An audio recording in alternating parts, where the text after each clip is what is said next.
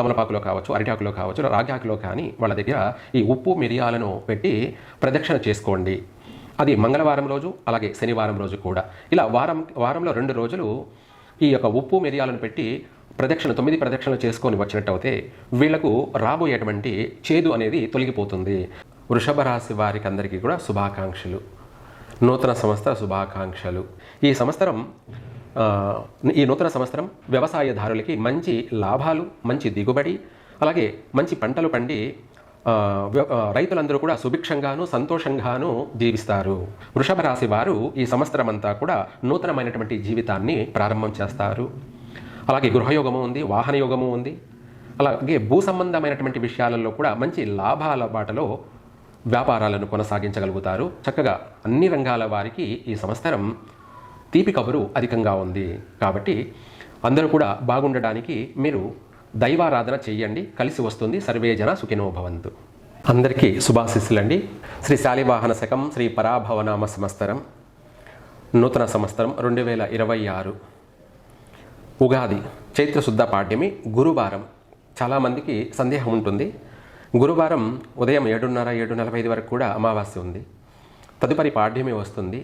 కానీ మళ్ళీ మరుసటి రోజు సూర్యోదయం వరకు కూడా పాడ్యమి తిథి లేదు. కాబట్టి అందుకు గురువారం మాత్రమే, 19వ తారీఖు మాత్రమే మనం నూతన సంవత్సరం ఉగాదిని జరుపుకోవాలి. అలాగే ఈ యొక్క నూతన సంవత్సరం అందరికీ కూడా, వృషభ రాశి వారికి అందరికీ కూడా శుభాకాంక్షలు, నూతన సంవత్సర శుభాకాంక్షలు. తదుపరి మనకు 12 రాశులకు గాను 2వ రాశి వృషభ రాశి. ఈ యొక్క వృషభ రాశి వారికి ఈ యొక్క పరాభవనామ సంవత్సరం అంతా కూడా షడ్రుచులు అనగా మనకు ముఖ్యంగా ఈ రాశి వారికి ఏ విధంగా ఉంటుంది అంటే తీపి ఉంది, అలాగే చేదు కూడా ఉంది. తీపి చేదు రెండూ కూడా ఉన్నాయి. అంటే మంచి చెడు రెండూ కూడా ఉన్నాయి. ఆ విషయమే మనం ఇప్పుడు తెలుసుకుందాం. ఇక్కడ మనకు మంచి అనగా ఏమిటి, చెడు అనగా ఏమిటి అనేది కూడా, చెడు అంటే చేదు, మంచి అంటే తీపి కబుర్లు.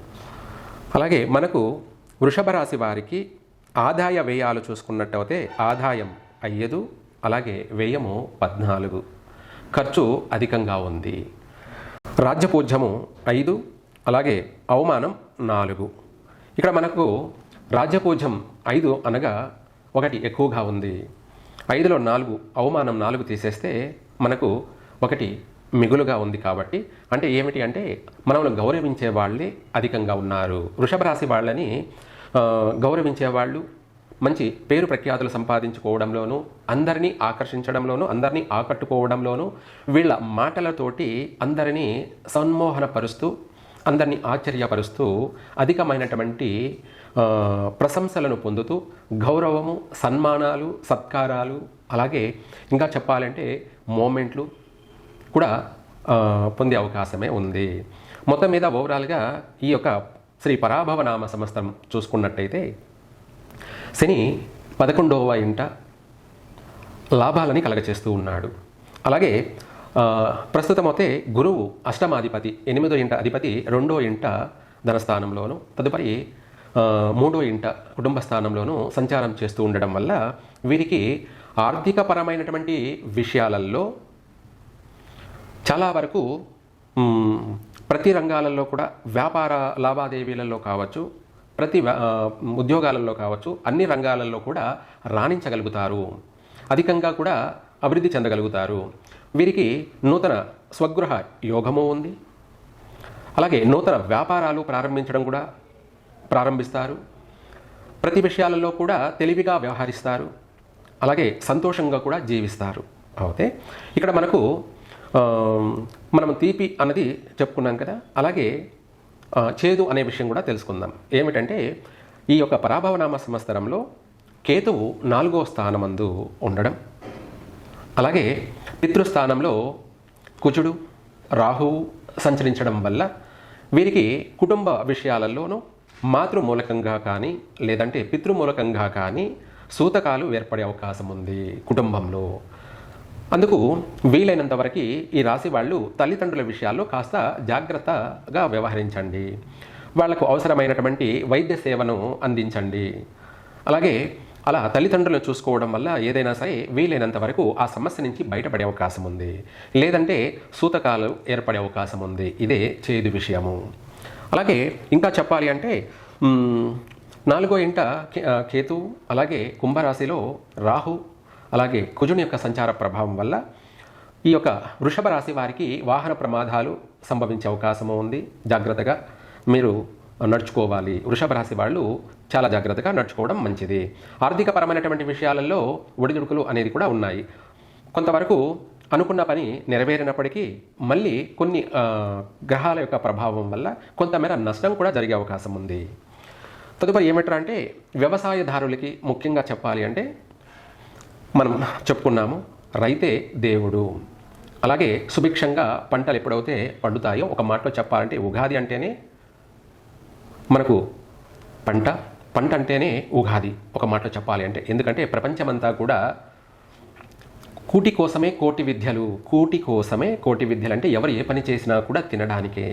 కాబట్టి ఆ తినాలంటే మనకు ఆ పంచభక్ష ప్రమాణాలు తినాలి అంటే రైతు వ్యవసాయం బాగా చేయాలి, వ్యవసాయం దిగుబడి బాగా రావాలి, వాళ్లకు లాభసాటిగా పంటలు పండాలి, దిగుబడి రావాలి. అలాగే వాళ్ళు కూడా లాభాలలో గడించాలి. అలాగే అధికంగా పంట దిగుబడి ఎప్పుడైతే వస్తుందో ప్రపంచం అందరికీ కూడా పుష్టిగా, పరిపుష్టిగాను మనకు తినడానికి అన్నీ అందుబాటులో ఉంటాయి.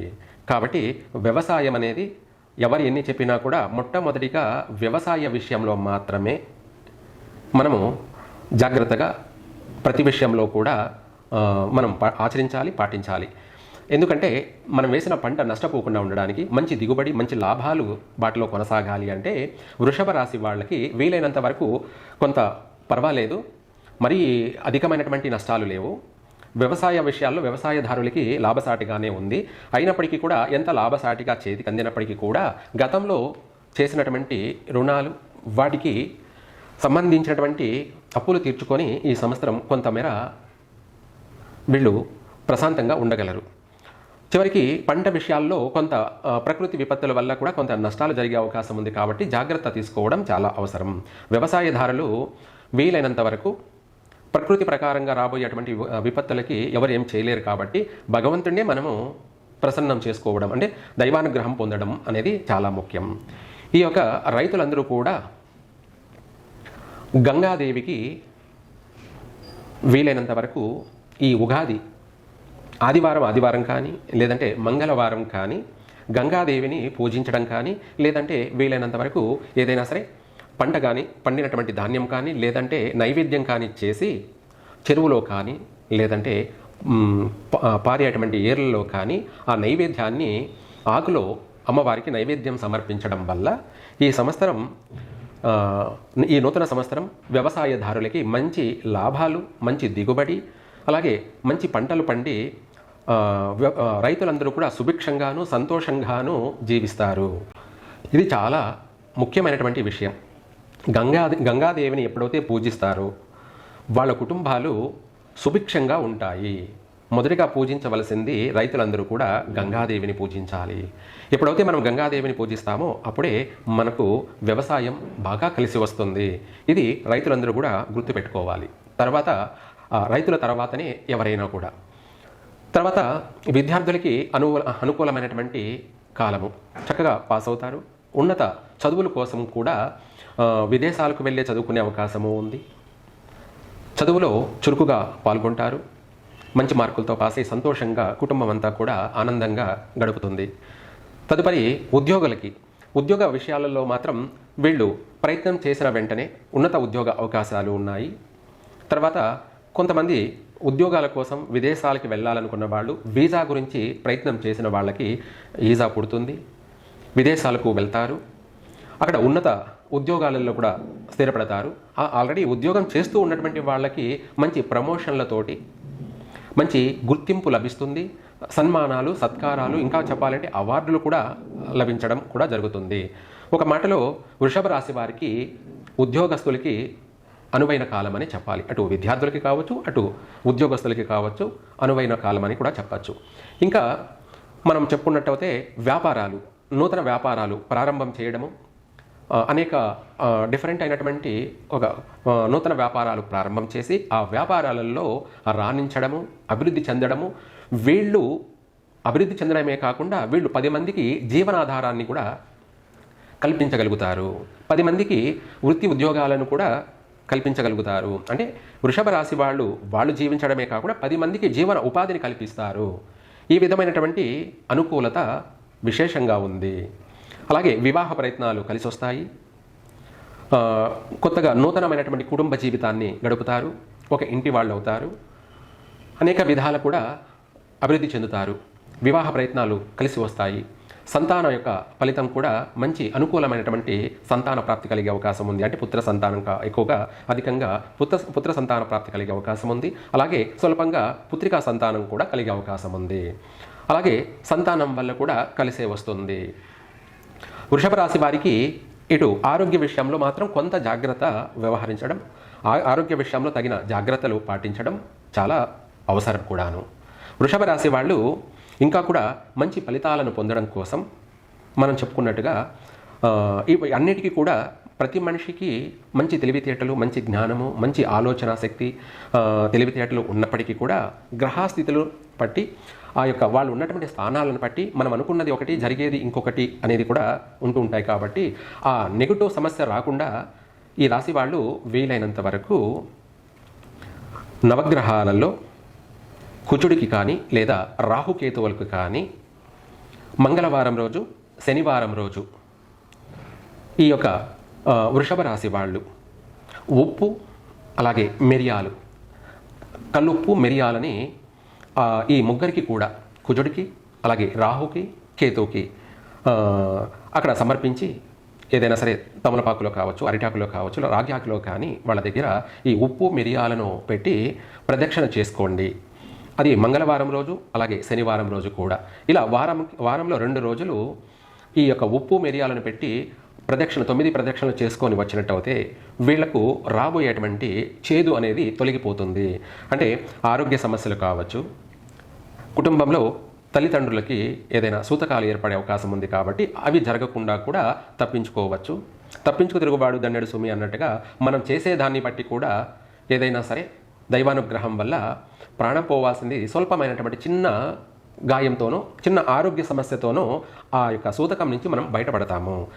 ఇదే కాకుండా ఈ యొక్క ఉప్పు మిరియాలను నవగ్రహాలలో కుజుడికి రాహుకేతువులకి పెట్టి ప్రదక్షిణ చేయడం వల్ల శత్రు వినాశనము, నరదృష్టి సంపూర్ణంగా వైదొలిగిపోతుంది. మీ యొక్క అభివృద్ధికి ఎటువంటి ఆటంకం లేకుండా మీరు అన్ని రంగాలలో ఈ పరాభవనామ సంవత్సరమంతా కూడా 3 పూలు 6 కాయల్లా వృషభ రాశి వారు దినదినము అభివృద్ధి చెందుతారు. రాజకీయ నాయకులకు చూసుకున్నట్టయితే ఎదురు లేదు, తిరుగు లేదు. ప్రజలలో మంచి పేరు ప్రఖ్యాతులు సంపాదించుకుంటారు, మంచి పలుకుబడిని పెంచుకుంటారు. అలాగే మీ పై అధికారుల యొక్క ప్రశంసలు కూడా పొందుతారు. అదే కాకుండా మీరు చేసే అటువంటి రాజకీయంలో కూడా ఉన్నత స్థానానికి చేరుకునే అవకాశం కూడా ఉంది. కాబట్టి రాజకీయ నాయకులకి పెద్దగా చెప్పుకోదగ్గటువంటి నష్టాలు లేవు. వ్యవసాయదారులకి మధ్య రకంగా ఉంది. అందరూ కూడా చక్కగా అన్ని విధాల అన్ని రంగాలలో కూడా అభివృద్ధి చెందడానికి ఇందాక నేను చెప్పినట్టుగా నవగ్రహాలలో ప్రత్యేకంగా ఉప్పు మిరియాలను పెట్టి ప్రదక్షిణ చేస్తూ ఉండడం వల్ల అన్ని సమస్యలు కూడా వైదొలిగిపోయే అవకాశమే 100% ఉంది. వృషభ రాశి వారు ఈ సంవత్సరం అంతా కూడా నూతనమైనటువంటి జీవితాన్ని ప్రారంభం చేస్తారు. అలాగే గృహయోగము ఉంది, వాహన యోగము ఉంది. అలాగే భూ సంబంధమైనటువంటి విషయాలలో కూడా మంచి లాభాల బాటలో వ్యాపారాలను కొనసాగించగలుగుతారు. చక్కగా అన్ని రంగాల వారికి ఈ సంవత్సరం తీపి కబురు అధికంగా ఉంది. కాబట్టి అందరూ కూడా బాగుండడానికి మీరు దైవారాధన చెయ్యండి. కలిసి వస్తుంది. సర్వే జన సుఖినో భవంతు.